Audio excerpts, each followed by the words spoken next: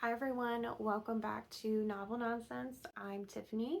As you've seen in some of our other videos, sometimes it'll just be me reviewing a book, sometimes it'll be just Leah reviewing a book, other times you'll see us together. I wanted to hop on here quick and talk about two books that I read that I'm super jazzed about. I love them.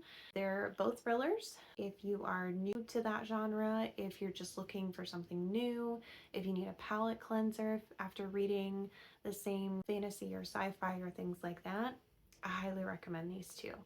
They're called The Perfect Marriage and The Perfect Divorce by Geneva Rose. I gave them 5 out of 5 on Goodreads. Honestly, if I could give them a 10 out of 5, 20 out of 5 even, I would. I love them. The first book, The Perfect Marriage, we follow Sarah, who is a defense attorney, and Adam, who is an aspiring author. Their marriage is a little rocky because Sarah, being an attorney, is always at work. She's always busy. Adam is feeling very neglected in their relationship.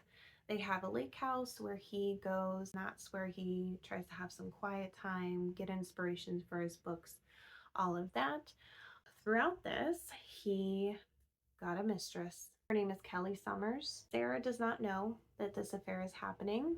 The book really picks up where Adam and Kelly met up at the lake house, stayed the night together. He got up super early to go back home because he had promised Sarah that he would be home that evening. He wasn't. So he's trying to get back home, obviously to not get caught in this affair. Kelly was still sleeping. So he essentially left her a note and was like, housekeeper will be here at this time. You got to be out by then. Which, side note, made me giggle a little bit because if you're sleeping, a note's not going to wake you up to tell you got to go. I digress. Adam gets back home. Later that day, police show up at his house. Turns out the housekeeper got to the lake house. Kelly was still there, but she wasn't sleeping. She was actually dead. She was murdered in their bed while Adam was sleeping next to her, stabbed, I think 30 sometimes. Really, a violent death happened. Adam had no idea. Obviously, he's the main suspect because he's having an affair with her. He was essentially the last person that saw her alive. And so he gets taken into custody. He obviously calls Sarah because that's his wife. She's an attorney, and he's like, I need help. She goes to the police station.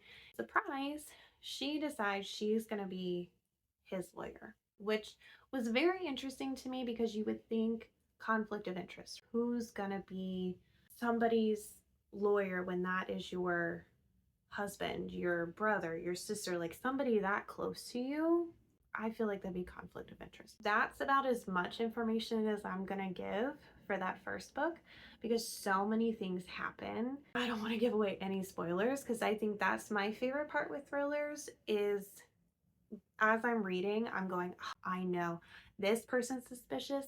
You did it. I love when I'm wrong. It completely blows me away. Essentially, the book takes you through the whole process of them gathering evidence and interviewing people and all of this. Sarah is trying to represent Adam best as she can. You find out almost right at the end who actually did it. Is it Adam? Is it somebody else? I do know. I'm not telling you. You have to read it to find out. If that wasn't enough for you, great. We're going to move on to The Perfect Divorce. This follows Sarah 11 years after all of this happened with Adam. Obviously, her husband's having an affair. He's also suspect number one for killing his mistress. Obviously, she don't want to be with him anymore. We're done with that. She is now married to somebody else. They have a daughter. Bless her, her new husband has an affair. I was reading that. I was like, can we not give this woman a break? It was a one night stand. He got drunk, I think it was a company party, had a one night stand. Sarah essentially went, learn my lesson last time. We're just getting a divorce right now. For her at that point, that was, you don't pass go, we're done. That's where the divorce comes in the title. Of course, they have a daughter. Things get a little bit messy. I'm not going to say who the husband's name is because he is in the first book. I was very surprised that the two ended up together, so I'm not spoiling that for you. You've got the divorce going on. While that's going on, few other things come up. You got the divorce going on.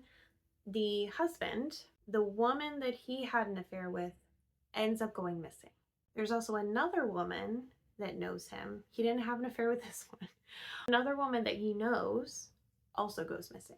Not only is he dealing with divorce, he is dealing with being the main suspect for the disappearance of these two women.